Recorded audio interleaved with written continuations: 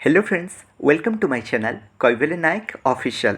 आज हम pharmaceutical engineering के साइज रिडक्शन के बारे में डिस्कस करेंगे। Size reduction, it is the process in which we convert larger unit masses, that is LUM, to smaller unit masses SUM through any impact। For example, ये एक बॉक particle है, उसे हम इम्पैक्ट दिए, वो स्मॉलर पार्टिकल में convert हुआ। Smaller particle coarse particle हो सकता है, मॉडरेटली कोर्स पार्टिकल हो सकता है, फाइन्स पार्टिकल्स भी हो सकता है। नेक्स्ट पॉइंट है इट्स ऑब्जेक्टिव। हम ऑब्जेक्टिव क्यों कर रहे हैं size reduction? For increase surface area. Surface area इसमें इंक्रीज होगा। To increase absorption, surface area increase होगा तो ऑब्जर्प्शन भी इंक्रीज होगा। Less energy needs for mixing, mixing के लिए एनर्जी कम नीडेड होगा। इजी इन मिक्सिंग, ऑब्वियसली अगर एनर्जी कम नीडेड होगा तो मिक्सिंग भी इजी होगा। And easy to observe in human body, हमारी जो ह्यूमन बॉडी है उसमें इजीली ऑब्जर्व हो जाएगा। देन मैकेनिज्म का फर्स्ट पॉइंट है impact.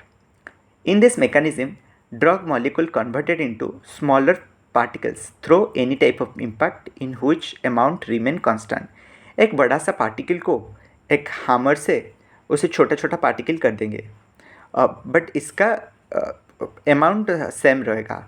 Example hammer mill. Next point है attraction. In this method drug particles collide with each other and reduce their size from larger particles to small. Example fluid energy mill. इसमें क्या होता है, drug particle आपस में टकराते हैं और उससे बड़े से पार्टिकल से छोटे से पार्टिकल में कन्वर्ट हो जाते हैं। इसे बोलते हैं अट्रैक्शन। देन आता है combined impact and attraction. In this method both impact and attraction apply simultaneously. Both impact and attraction होता है। एग्जाम्पल बॉल मिल, इसमें आपस में टकराते हैं भी और वॉल में भी टकराते हैं। देन आता है cutting. In this method we cut the hard large molecules to small molecule through cutter. एक बड़ा सा मॉलिक्यूल को हम कटर से छोटे छोटे पीस में कन्वर्ट करते थे। एग्जाम्पल कटर मिल। देन आता है compression. In this method drug molecules reduces by applying pressure on it, mostly used for hard nature drugs। Example roller mill.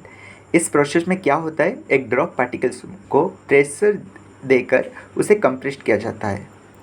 Then आते हैं factors affecting on the size reduction.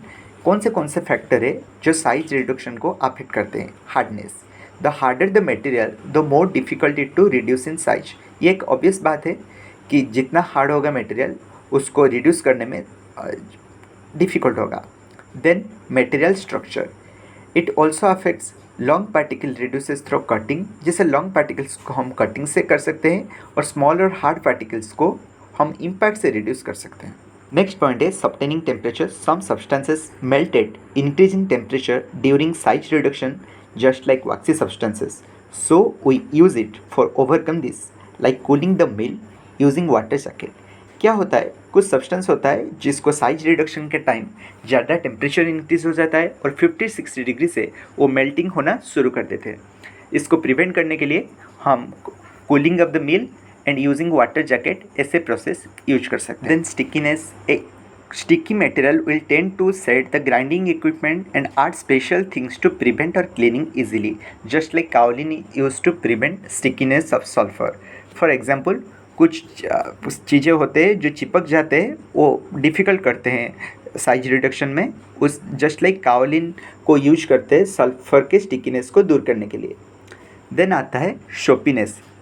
It is the measure of coefficient of friction of the surface of the material.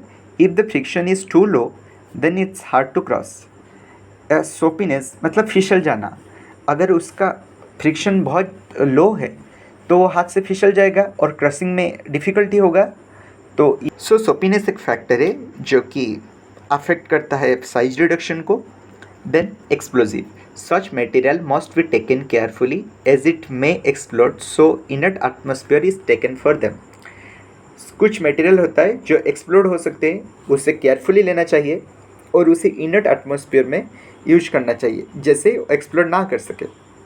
सब material yielding dust, कुछ material ऐसे होते हैं जो बहुत ज़्यादा डस्ट प्रोड्यूस कर सकते हैं और ये डस्ट हेल्थ के लिए हार्मफुल होता है, जस्ट लाइक हमारे रेस्पिरेटरी ट्रैक के लिए। सो उसे क्लोज एनवायरनमेंट में करना चाहिए और कुछ नेसेसरी स्टेप्स भी लेना चाहिए, जैसे ये जो कर रहे हैं उनको प्रॉब्लम्स ना हो। आज के लिए इतना, और जो बाकी रहा हम उसे नेक्स्ट पार्ट में कवर कर लेंगे। So thanks for watching and all the best.